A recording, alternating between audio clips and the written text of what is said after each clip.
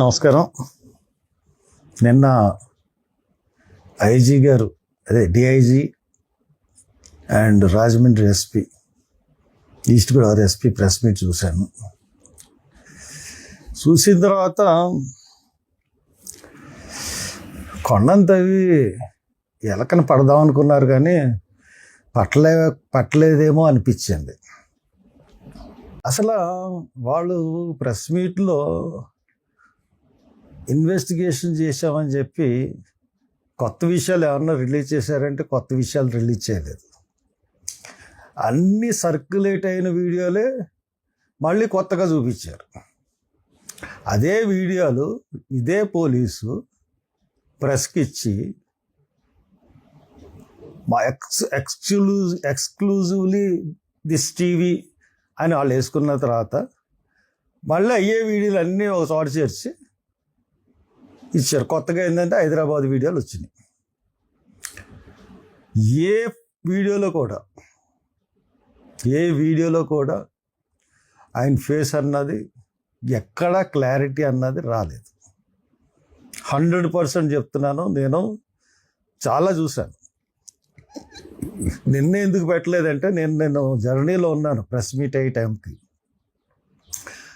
సరే, ఒక 24 గంటలు సంతోషపడినిద్దాం. పోలీస్ డిపార్ట్మెంట్ని చాలా బెదిరించేస్తున్నారు కదా, అందరూ బెదిరిపోయి వీళ్ళ గురించి అగెనిస్ట్గా వాళ్ళు ఇన్వెస్టిగేషన్కి ఎవరో సమాధానం చెప్పలేదు, మేము రైట్ అనుకోని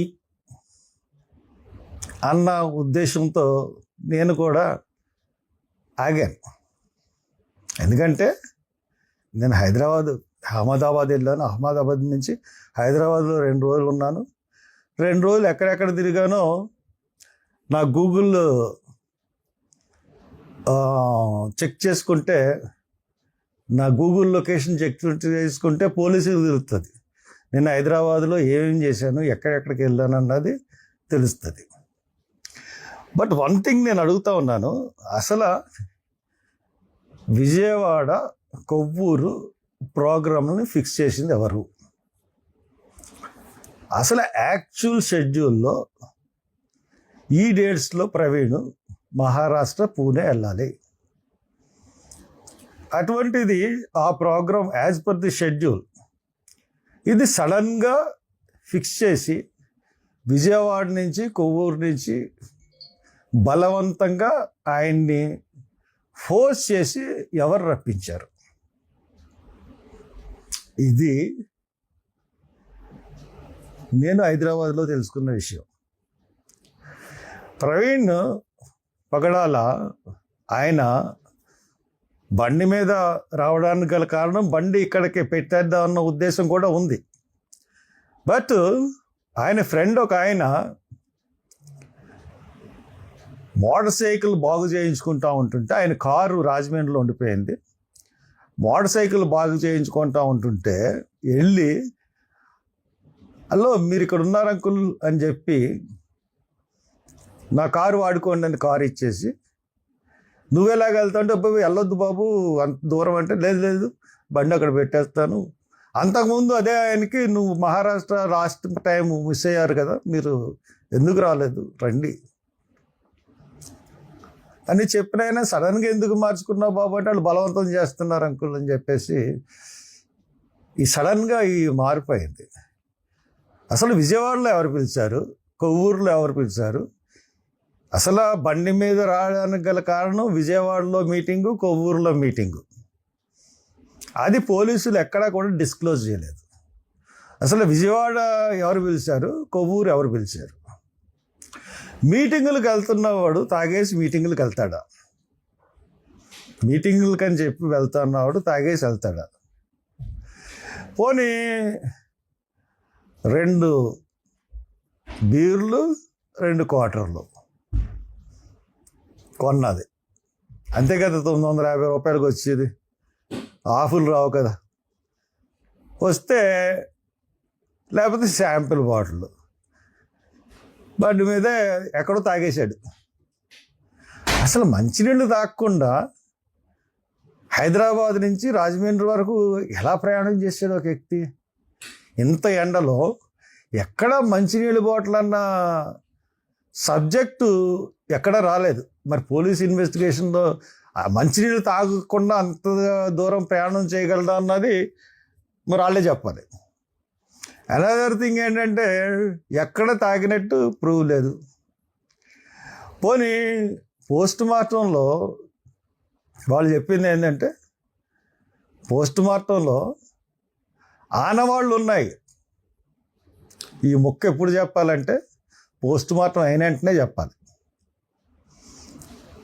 ఇమీడియట్గా ఇతను ఇంట్రాగేషన్ సిచ్యుయేషన్లో ఉన్నాడు అన్న మాట పోస్ట్ మార్టం అయిన వెంటనే చెప్పాలి.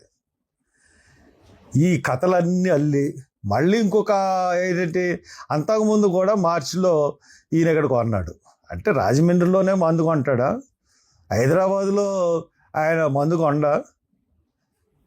ఆయన ఆఫీసు ఫస్ట్ ఫ్లోర్లో ఉంటే కింద ఫ్లోర్లో, సెకండ్ ఫ్లోర్లో ఉంటే కింద ఫ్లోర్లో పెద్ద మందు షాప్ ఉంది హైదరాబాద్లో. ఆయన ఆఫీసులో ఆయనే ఎండి ఆఫీస్కి, కానీ ఎండి రూమ్కి సపరేట్గా కుర్చీ టేబుల్ లేవు. వర్కర్స్తో పాటు కూర్చుంటాడు, వాళ్ళ స్టాఫ్తో పాటు పనిచేస్తాడు, స్టాఫ్తో పాటు కూర్చుని మాట్లాడొస్తాడు ప్రతిరోజు. అటువంటి ఉన్నత భావాలు కలిగిన వ్యక్తి ప్రవీణ్ పగడాల. తాగడం అన్నది అసలు లేనే లేదు. తన హ్యాబిచువల్ డ్రింకర్ కానే కాదు. ఎక్కడైనా సరే వాళ్ళ ఫోన్పేలో, ఆయన ఫోన్పేలో హైదరాబాదులో మద్యం కొన్నట్టుగా ఎక్కడన్నా ఉందా? ఎక్కడో పట్టుకుని రాజమండ్రిలో ఏదో వైన్స్లో కొన్నారు అని చెప్తా ఉన్నారు. ఆయనకు కొన్నాడు, పక్కనున్న ఎవరికన్నా అడిగితే కొని ఇచ్చాడు. అతను ఉంటున్న ఏరియా కొంచెం ఆ లొకాలిటీ అటువంటి లొకాలిటీ. మరి అక్కడ ఎందుకు తీసుకున్నట్టే వాళ్ళందరినీ మారుద్దామన్న ఉద్దేశం ఏమో తెలియదు మనకి. అటువంటిది అది ఏదో ఉన్నట్టు అతనికి హ్యాబిచువల్ అన్నట్టు. అయినా ఒక 4 బీర్లు, ఒక 4 విస్కీలు కొని, ఒక విస్కీ 3 జిన్లు కొని, ఒక రమ్ము కొని అంత దూరం ఎవడన్నా ప్రయాణం చేయగలడా? కామన్ సెన్స్ అన్న ఉండాలి కదా. ఎంత తాగుబోతైనా సరే ఇంత తాగిన తర్వాత డ్రైవ్ చేయగలడా? ఆర్ఆర్గా తాగినా కానీ. అంటే ఒకటి ఏంటంటే కాక్టైల్ అంటారు, ఒక 2 మిశ్రమాలు బీరు జిన్ను కలిపితే దాని కాక్టైల్ కిక్ ఎలా ఉంటుందంటే చాలా భయంకరంగా ఉంటుంది. అది తాగిన తర్వాత అసలు ఆ బండి కాదు కదా, ఏం మూవ్ చేయలేడు. ఇంకొక విషయం, ఒక వీడియోలో వెళ్ళిపోతున్నాడు, పడిపోయాడు, బస్సు తప్పించుకుని వెళ్ళిపోయింది, అక్కడే అయిపోవాల్సింది అని చెప్పారు. అంత ఫాస్ట్గా వెళ్తున్న బండి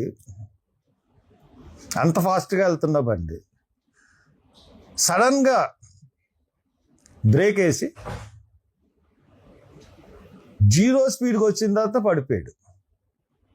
అంత ఫాస్ట్లోనే యాక్సిడెంట్ అయితే బండి ఎంత దూరం వీడ్చుకెళ్ళిపోవాలి?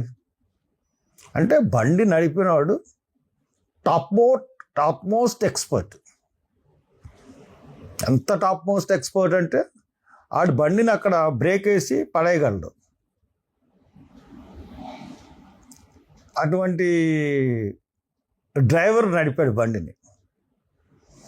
ఇంకపోతే ఈయన యాక్సిడెంట్ స్పాట్ ఎగిరి బండి మీద పడింది. ఆయన వెళ్తున్నది ఇలా స్లోప్లోకి వెళ్ళాడు. స్లోప్లోకి వెళ్ళిన తర్వాత ఆబ్జెక్ట్కి తగిలింది అన్నారు. ఆబ్జెక్ట్కి తగలడానికి ఆబ్జెక్ట్ ఏంటంటే అక్కడ రాళ్ళు. ఆబ్జెక్ట్కి ఏది తగులుతుంది? హెడ్డిల్ తగలదు, ఫ్రంట్ టైర్ తగులుతుంది. ఫ్రంట్ టైర్ తగిలితే బండి ఇతను ఎగిరి అవతలనే పడాలి, లేకపోతే అదే స్పాట్లో పడిపోతే బండి అవతలకి వెళ్ళిపోవాలి. కరెక్ట్గా బండి పైకి ఎగిరి మూవ్మెంట్ లేకుండా కరెక్ట్గా ఇతని మీద పడడానికి ఛాన్స్ లేదు. చాలా ఫారెన్సిక్ రిపోర్ట్స్తో మేము ప్రూవ్ చేస్తూ ఉన్నారు కదా. Central forensic department, state forensic department ఎవరి చేతిలో ఉంటాయండి? సెంట్రల్ గవర్నమెంట్ చేతిలో ఉంటాయి. నేను సిబిఐ ఎందుకు అడగలేదో తెలుసా ఈ కేసులో? ఫస్ట్ సిబిఐ కూడా సెంట్రల్దే. చూసాం కదా వివేకానంద రెడ్డి కేసులో ఏం చేశారు సిబిఐ వాళ్ళు. ఇప్పటికి కూడా ఏమీ చేయలేకపోయారు. కాబట్టి ఇప్పుడు దర్యాప్తు సంస్థలు ఏ రకంగా ఉన్నాయి? ఇంటర్పోల్, మళ్ళీ ఇంకోసారి చెప్తున్నాను ఇదే సబ్జెక్ట్లో, ఇంటర్పోల్ ఇన్ఫార్మ్ చేసింది కొకైన్ సప్లై అవుతుంది ఇండియాకి చాలా భారీ ఎత్తులో అని. ఇంటర్పోల్ సమాచారం ఇస్తే సిబిఐ ఒక కంటైనర్ సీజ్ చేసింది. దాంట్లో 70,000 కోట్లు ఖరీదు చేసే కొకైన్ ఉందని చెప్పి ప్రైమరీ రిపోర్ట్స్ నిర్ధారించినాయి. ఆఫ్టర్ 10 months, ఆఫ్టర్ 12 months అబ్బాయి దీంట్లో ఏమీ లేవు. మీ చేతిలో, పోలీస్ డిపార్ట్మెంట్ చేతిలో, ప్రభుత్వం చేతిలో దేన్నన్నా తిమ్మిని బొమ్మని చేయగలరు, బొమ్మని తిమ్మిని చేయగలరు. మళ్ళీ బెదిరింపులు. ఈ కేసు మీద మాట్లాడితే అరెస్టులు చేస్తాం. మీరు ఇచ్చిన నోటీస్ ఏంటి? నాకు ఒక ఐజీ మాట్లాడాడు నాతో అని చెప్తే మీకు తెలీదా ఏ ఐజీ మాట్లాడాడో? నా ఫోన్ మీద 24 గంటలు దృష్టి ఉంటుంది కదా, నా ఫోన్ ట్యాప్లోనే ఉంటుంది కదా. ఎవరెవరు ఫోన్ చేశారు నాకు, ఏ ఐజీ ఫోన్ చేశాడో మీకు తెలీదా? ఆ వంకర నన్ను భయపడదామని. ఐజీ మాట్లాడింది వాస్తవం కదా నాతో, మీకు తెలుసు కదా. పోలీస్ డిపార్ట్మెంట్ ఐజీ గారికి మీకే చెప్తున్నాను, ఐజీ గారు అంటున్నాను. ఆయన నాకన్నా తమరు చిన్నోళ్ళే. ఎస్పీ కానీ మీరు కానీ నాకన్నా ఏజ్లో చిన్నోళ్ళే. నువ్వు అనొచ్చు మిమ్మల్ని, కానీ లేదంటే డీజీపీ కూడా నాకన్నా చిన్నోడే వయసులో. ఎందుకంటే 60 ఏళ్ళు వస్తే మీరు రిటైర్డ్ అయిపోవాలి, లేకపోతే 63 ఏళ్ళు వస్తే రిటైర్డ్ అయిపోవాలి. కాబట్టి మీరు చెప్తున్నది ఎవరిని బెదిరిస్తాను, మేము ఈ కేసులో మాట్లాడితే చేస్తాము అని ఎదవ కబుర్లు చెప్పకండి. మీరు చేసిన ఇన్వెస్టిగేషన్ మీద నాకు నమ్మకం లేదు.